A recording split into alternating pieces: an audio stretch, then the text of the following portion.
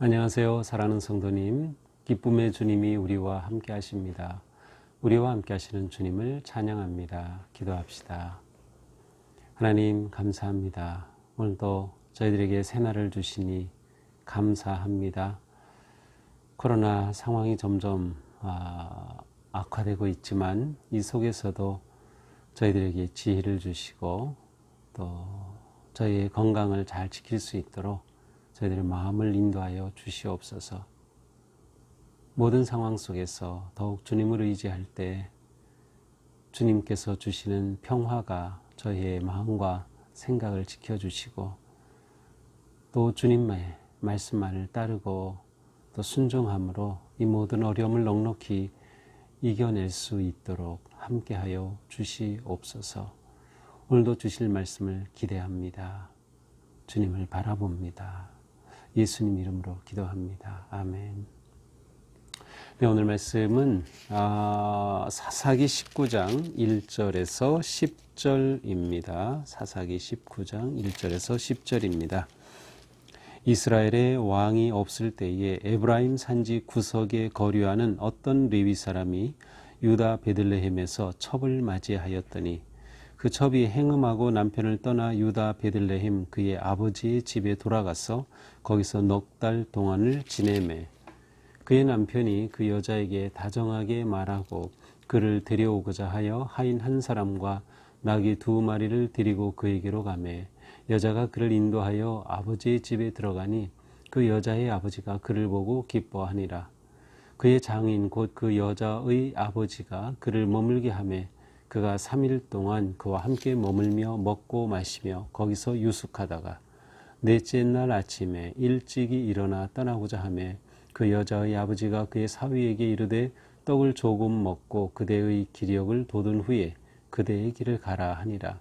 두 사람이 앉아서 함께 먹고 마시매 그 여자의 아버지가 그 사람에게 이르되 청하노니 이 밤을 여기서 유숙하여 그대의 마음을 즐겁게 하라 하니 그 사람이 일어나서 가고자 하되 그의 장인이 간청으로 거기서 다시 유숙하더니 5째 날 아침에 일찍이 일어나 떠나고자 하매 그 여자의 아버지가 이르되 청하노니 그대의 기력을 돋우고 해가 기울도록 머물라 하므로 두 사람이 함께 먹고 그 사람이 첩과 하인과 더불어 일어나 떠나고자 하매 그의 장인 곧 그 여자의 아버지가 그에게 이르되 보라 이제 날이 저물어가니 청하건대 이 밤도 유숙하라.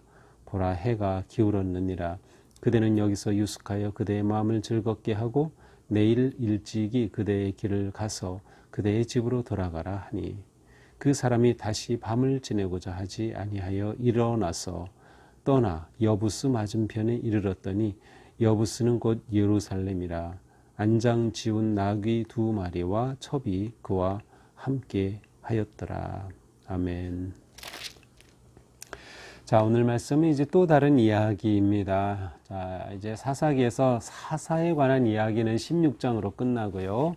17장부터는 우리가 본 것처럼 한 레위인과 미가의 집안일 그리고 이와 관계된 그 우상을 만든 이러한 것들의 이야기를 보았고 이제 오늘 19장부터는 어떤 또 레위인과 그의 첩의 이야기가 이제 진행이 됩니다.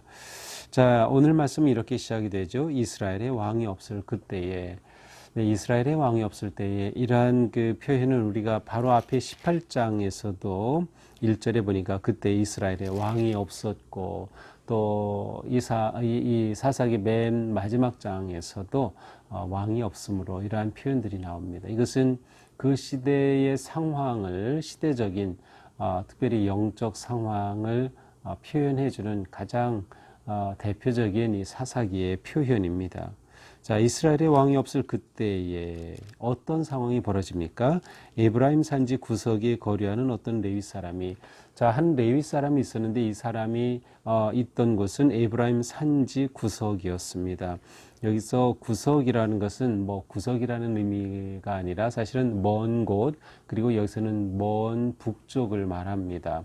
그래서 이 에브라임 산지 먼 북쪽에 거류하는 레위 사람이었어요. 자, 거류한다라는 이 단어는 거주와는 좀 다릅니다. 그래서 이 거류한다는 것은 떠돌아다닌다는 뜻이에요. 그래서 한 곳에 진득하게 정착하지 않고 떠돌아다니고 있는 레위인의 모습입니다. 물론 에브라임 산지가 그가 거주하는 지역이긴 했지만 아마도 이 사람은 그곳에서 가만히 그곳에 머물며 그곳에서 레위인으로서 일을 하기보다는 뭔가 이제 떠돌이와 같은 그러한 모습이었던 것 같습니다. 자, 이 사람이 유다 베들레헴에서 첩을 맞이했어요. 베들레헴 출신의 한 여인을 첩으로 맞이했는데 이 레위인이 첩으로 맞이했다. 이것은 뭐 바람직한 일이 아니죠. 그 당시에는 첩을 맞이하는 것 자체가 일반 그 사회적으로 불법까지는 아니었지만 이것은 레위인으로서 하나님을 섬기는 레위인으로서 바른 일이 아니었어요. 그리고 본문상으로 그의 아내에 관한 기록이 전혀 없고 뭐 아내가 아기를 낳지 못해서 이렇게 했다든지 뭐 그러한 것이 없는 것으로 봐서 이것은 레위인에게는 합당하지 않은 그러한 모습입니다. 자, 그가 거류하였던 에브라임 산지 이쪽은 이제 베냐민 지파의 북쪽과 므낫세 반지파, 이제 서편에 있는 므낫세 반지파의 아래쪽 중간 지대에 속한 것이 바로 이 에브라임 산지였습니다. 그리고 그 서쪽에는 단 지파가 있었죠. 그래서 17장에서도 이 단 지파의 이야기들이 이렇게 나왔었어요. 앞에 18장에서. 그래서 이것은 바로 그 지역에 이러한 그 지파들이 이렇게 모여 있는 곳에 바로 이 레위인이 거류하고 있었던 것이죠. 자, 그런데 이 레위인의 첩이 2절에 보니까 행음하고 남편을 떠나서 고향으로 가버렸어요. 베들레헴으로.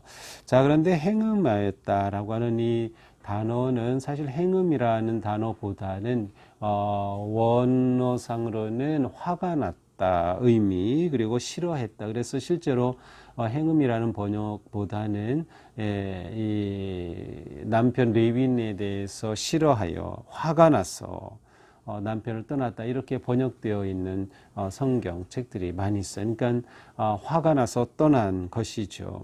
베들레헴 아버지 집 친정집으로 가고 말았어요. 이렇게 들어간 지 넉 달쯤 되었을 때 이 레위인이 이제 그 첩을 데려오려고 베들레헴으로 떠납니다.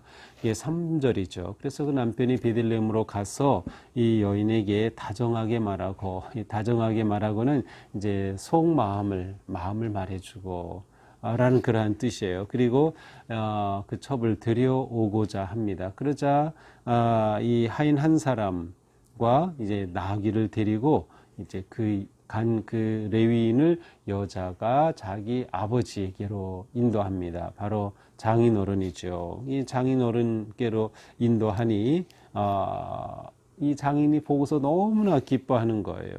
이 레위인을 보고 너무 기뻐하는 거죠. 아마 장인의 입장으로서는 시집 보낸 딸인데 그가 가 있지 않고 여기 와 있으니 그것이 뭐 부담이 되었을 수도 있고 그리 좋지 않았을 수도 있어. 어쨌든 이 장인이 너무나 기뻐합니다. 그러면서 4절에 보니까 그를 머물게 합니다. 여기서 머물게 했다라는 표현에는 나오지 않지만 이 의미상으로는 강권하였다라는 뜻이 있어요. 그래서 강권해서 주장해서 억지로 이렇게 이 레위인을 머물게 합니다.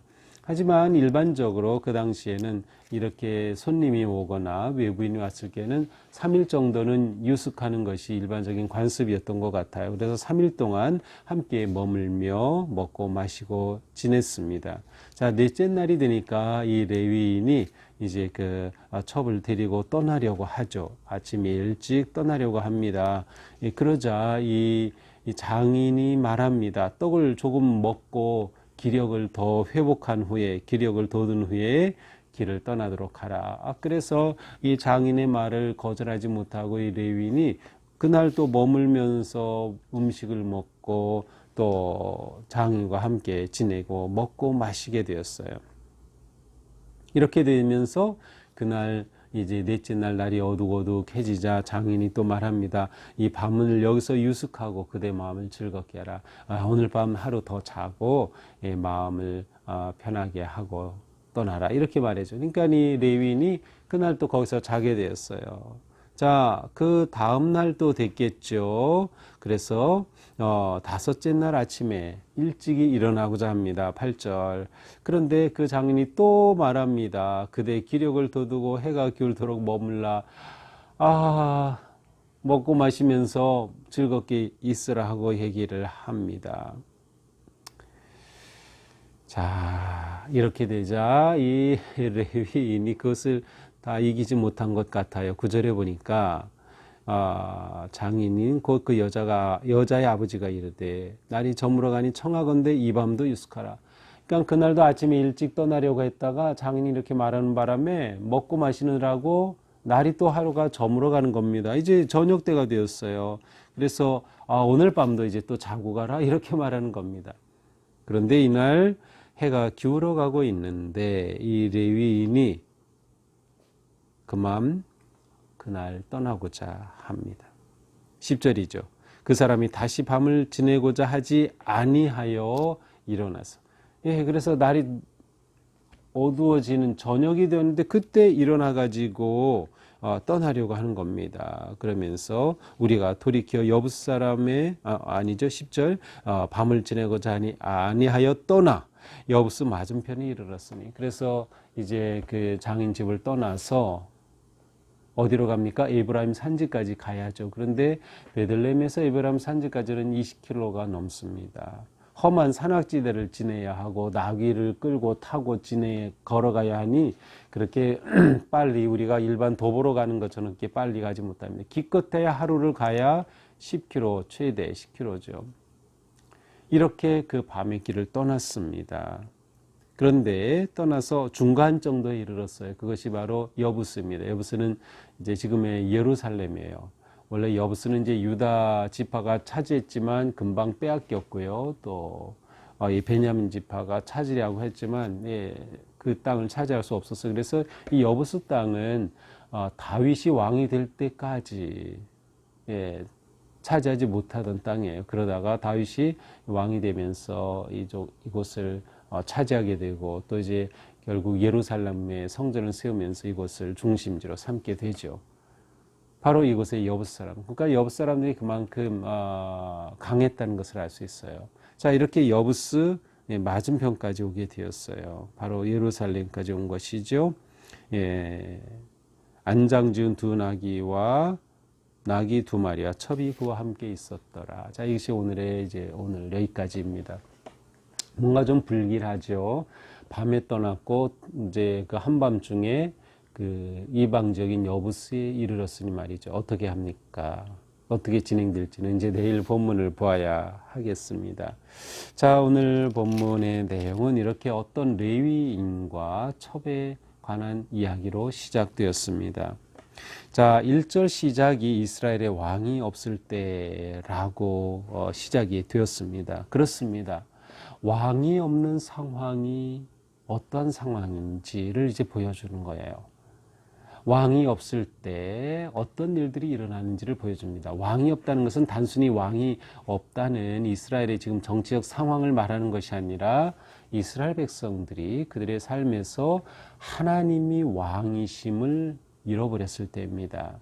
하나님이 왕이시라는 것을 인정하지 않을 때, 하나님이 그들의 삶에서 왕이 되시지 못할 때를 말하는 거죠. 이것은 신앙적인 의미가 아주 강한 것입니다.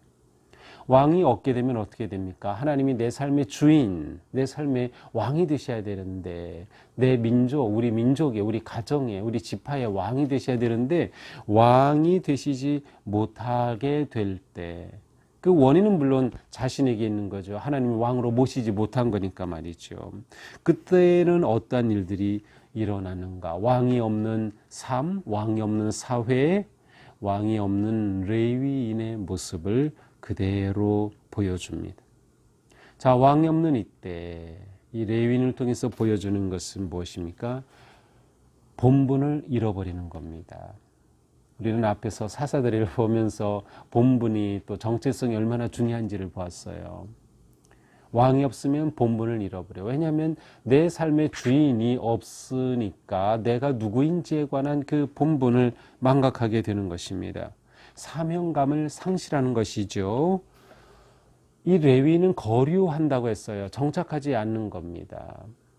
레위인이 왜 떠돌아다닙니까? 레위는 각 지파에 소속해서 그 지파에서 하나님을 예배하는, 제사하는 그러한 일들을 주관하며 각 지파에 소속하게 되어 있어요. 하나님이 정해 주신 그러한 성읍이 있어요. 근데 그는 거류하는 레위인이었어요.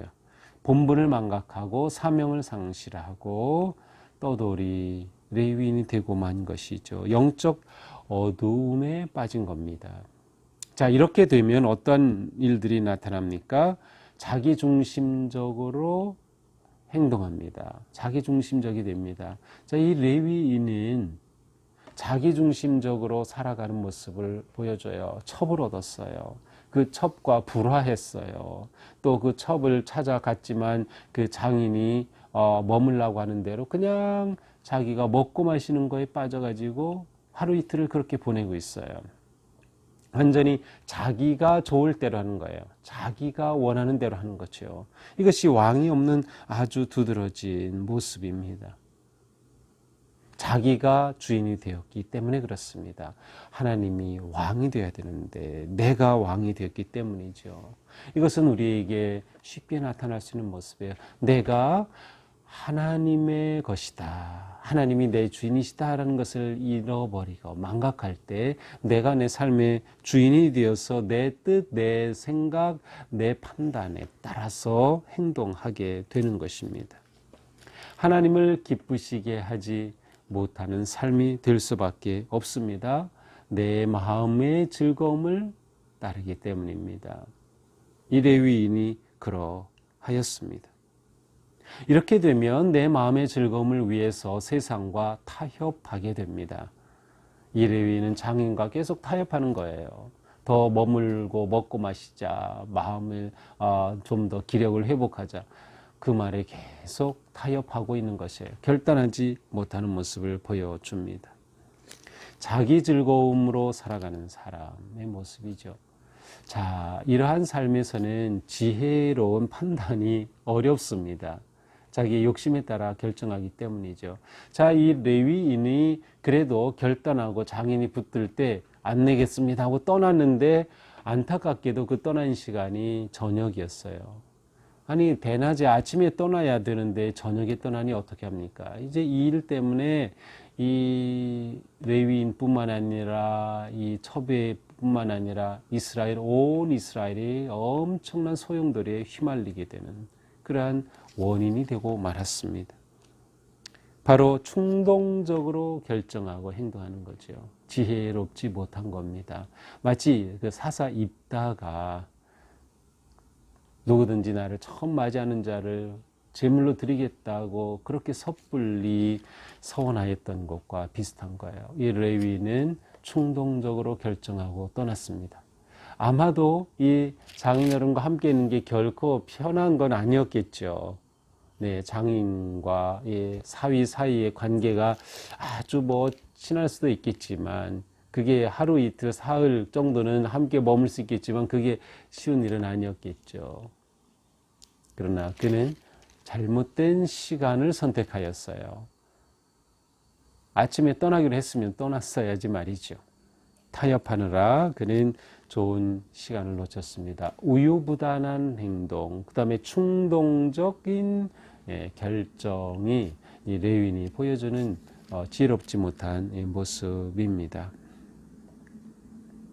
오늘의 말씀을 보면서 내 삶의 왕이 누구인가를 우리는 깊이 돌아보게 됩니다. 내 삶의 왕이 누구인가?